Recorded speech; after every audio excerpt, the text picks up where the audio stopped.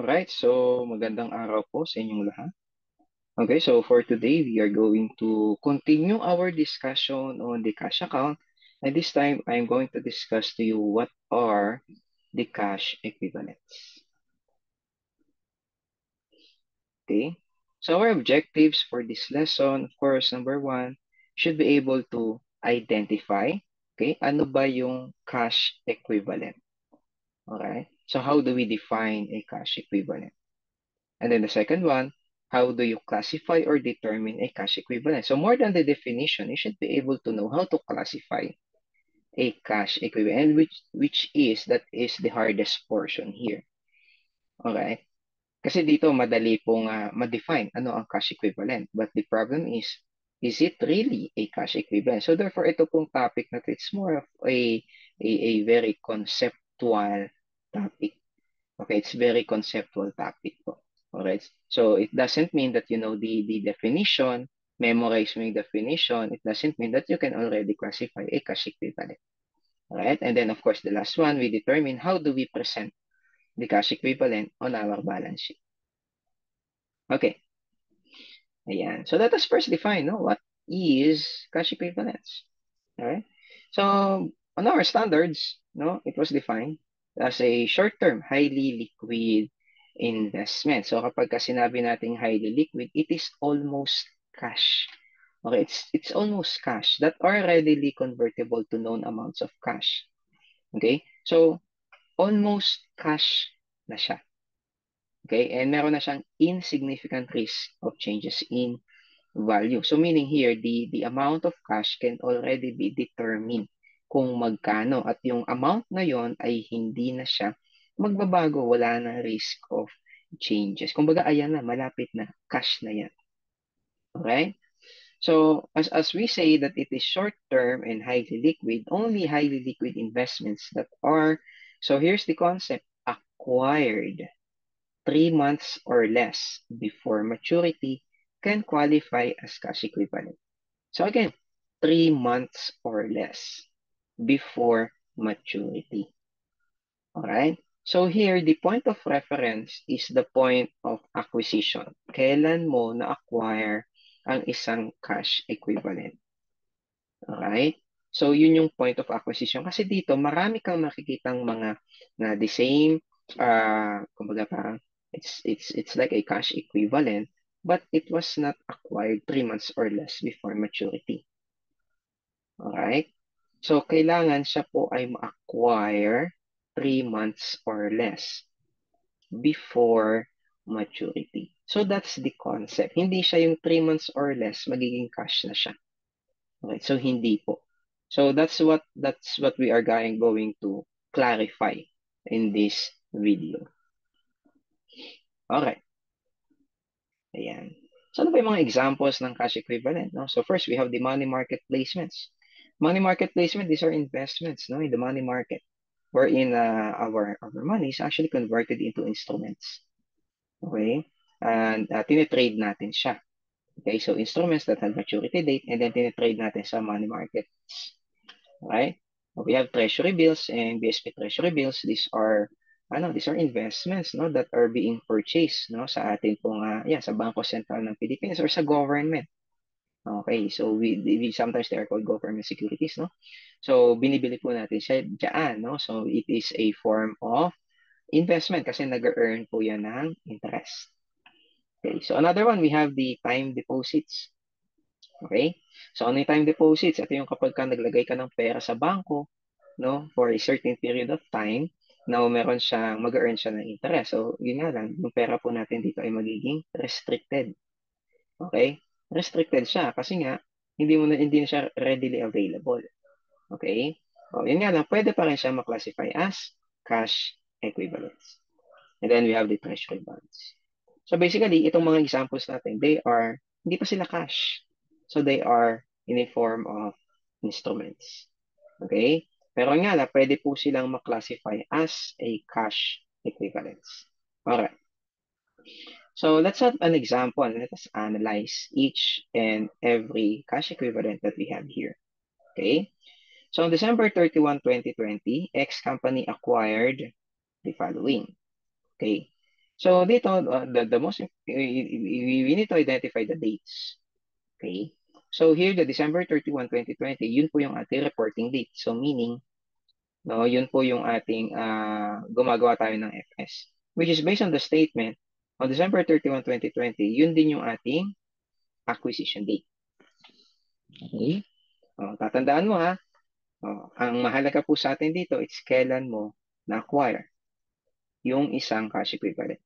So on December 31, it is our reporting date and at the same time, it is yung ating acquisition date.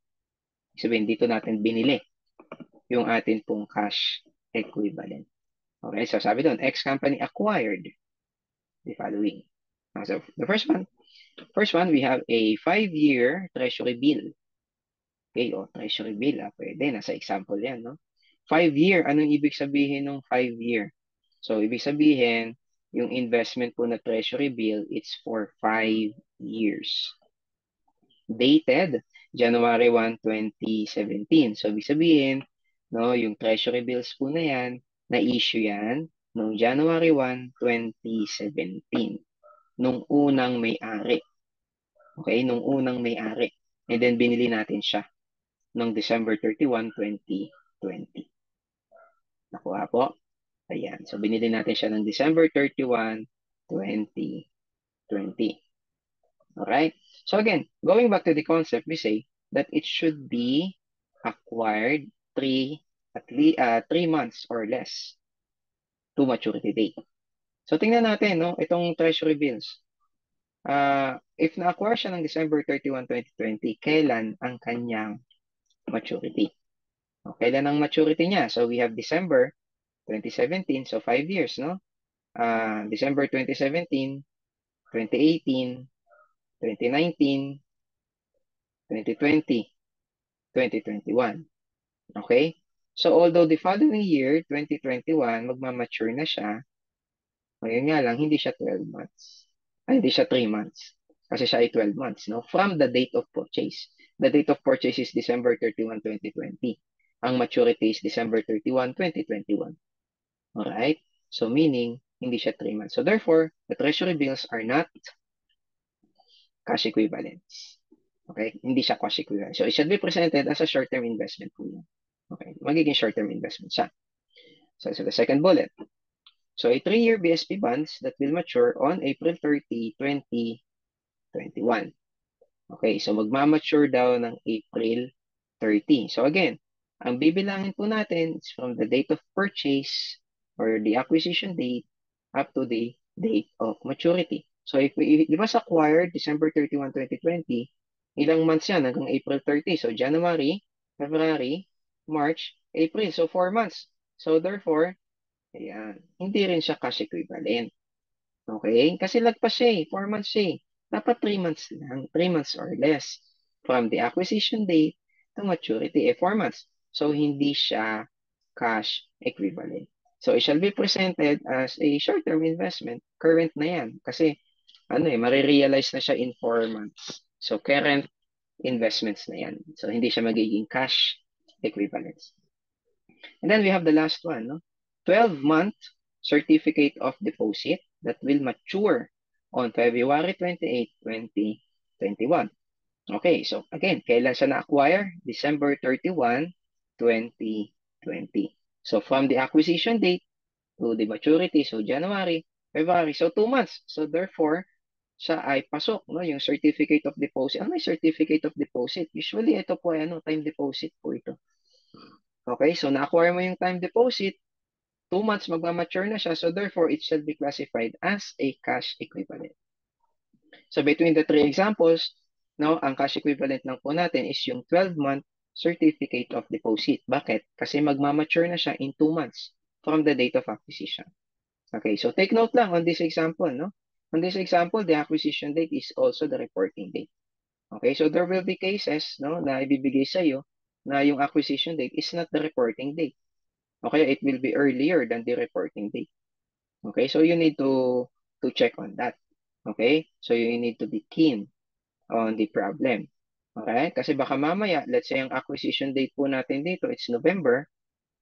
Alright, so iba na ngayon yung point of reference mo. November na yung acquisition date mo. Okay? So, o kaya naman, hindi, babaan natin kasi pasok pa din tong 12 months, no? Let's say October. Let's say ang acquisition date mo ay October. Kung October ang acquisition date mo, well, walang magko-qualify dito as cash equivalent. Okay, kung October 'yan. Alright? Dito ang acquisition date natin ay December 31. So you should take note of the acquisition date. Now, so since na-classify po natin siya or we have identified which are cash equivalent. So how do we present it? So basically, ang cash equivalent po nakasama po siya sa isang single line item.